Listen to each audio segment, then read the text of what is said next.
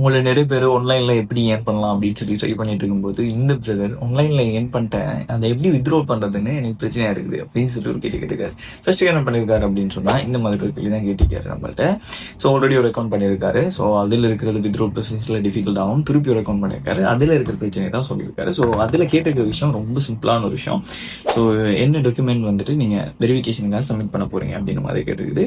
அதில் service utility bill அப்படின்னு சொல்லி ஒரு விஷயம் இருக்குது. Service or utility bill.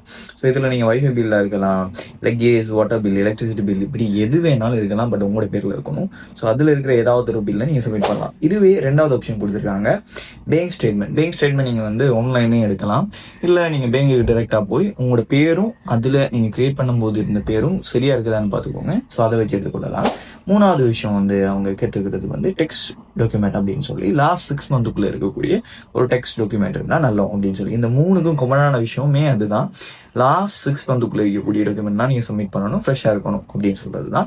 So once இதை சப்மிட் பண்ணிட்டீங்கனாலே உங்களோட அக்கௌண்ட் வெரிஃபிகேஷன் முடிஞ்சிடும். ஸோ அதுக்கப்புறமா நீங்கள் தாராளமாக நீங்கள் எந்த நாட்டில் இருந்தாலும் சரி அந்த மணியை வித்ட்ரா பண்ணி கொள்ளலாம். ஸோ இதில் எந்த வித பிரச்சனைகளும் கிடையாது. ஸோ இதே மாதிரி நீங்கள் எனக்கிட்ட கேள்வி கேட்கணும்னு நினைச்சிங்கன்னு வைங்களேன், ஸோ ஸ்க்ரீனில் தெரிய எந்த மெயிலை கண்டக்ட் பண்ணி கேள்வி கேட்டுக்கோங்க.